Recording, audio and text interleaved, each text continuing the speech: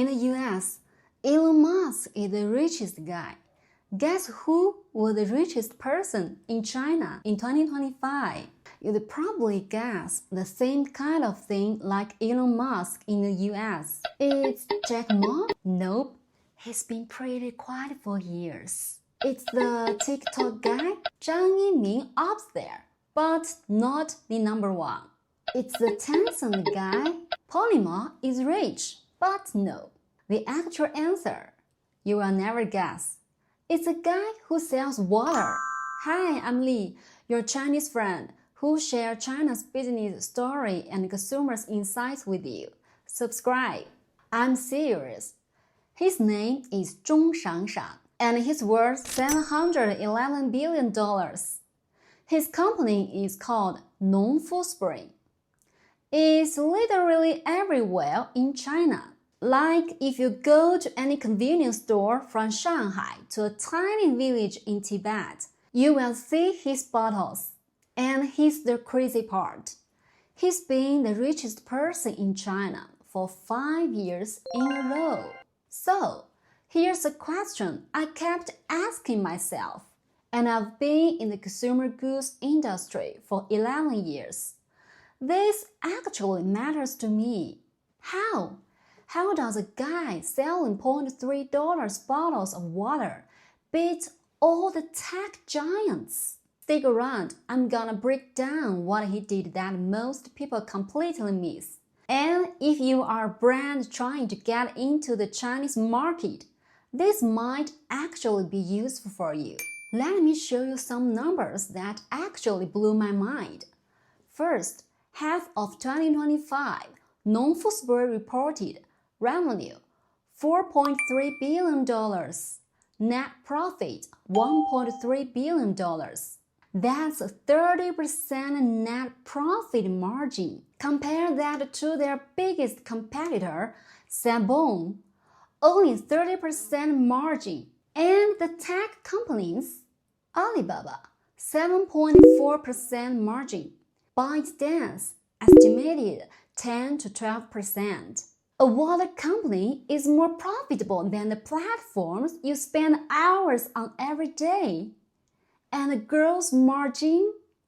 70%.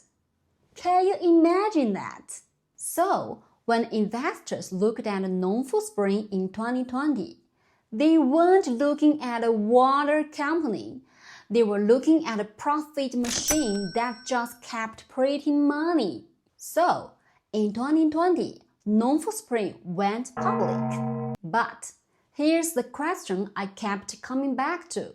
How do you build a water company with 70% margins when your competitors are stocked at 40%? I spent a lot of time looking at this. Here's what I found.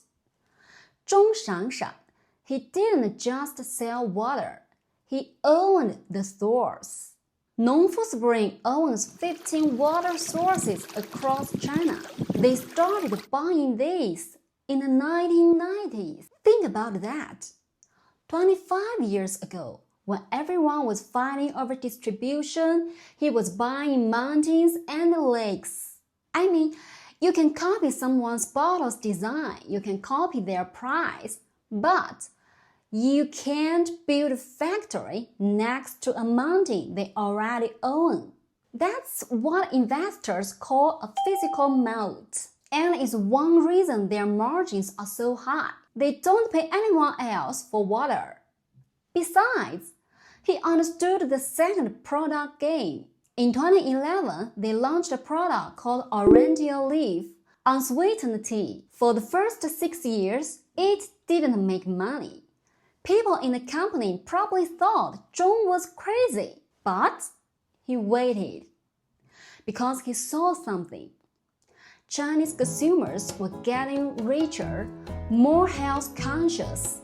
They eventually wanted drinks without sugar. Today, Oriental Leaf controls 75% of China's unsweetened tea market. 75%! Can you believe that? That's not luck. That's waiting for the wave to arrive. Okay, so here's the part I actually care about. If you are a brand outside China looking at this market, maybe you make food or beauty products or something consumers actually use. What can you learn from this guy? I've got 3 thoughts. Number 1, don't try to cover all China at once. Nongfu Spring started in one province, Zhejiang. They didn't go national until they owned that market. China is not one market. It's like 30 different countries in a trench coat. Pick one city, one region. Own it. Then expand. Number 2, don't ignore offline. West brand look at China and see e-commerce. And yes, online is huge. But 60% of consumer goods in China still sell through offline channels. Little mom and pop shops, convenience stores, and supermarkets. Nongfu Spring has 4 million retail points across China. They put free fridges in small shops, but only for their products. They send reps to clean those fridges, rearrange the shelf, and talk to the owners. Then the reps can sell more product. Number 3, don't try to change Chinese consumers. Understand them. Nongfu Spring's most famous headline. 我们不生产水，我们只是大自然的搬运工。 That means we don't make water, we just nature's delivery man. Did you get the point? They don't say our water is clean. They show you mountains and forests, and you conclude it's clean. That's understanding that Chinese consumers respond to visual evidence. Show. So, here's what I think. Zhong Shanshan became the richest person in China, not because he's smarter than the tech guys. He became the richest because he built something simple, but built it deeper than anyone else. The water sources, the distribution, planted a second seed 10 years ago and waited. Then let the market value his future when the time was right. In a world where everyone wants to be disruptive and technique-enabled and AI-powered, this guy just sold water, then became the richest guy in China. That's awesome. Here's my question for you. If you are building something, what's your water source? What's the thing you can own that no one can copy?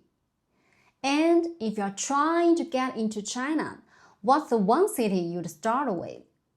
Drop it in the comments. I'm Lee, your Chinese friend, who shares China's business story and consumer insights with you. Subscribe and like. See you next time. Bye!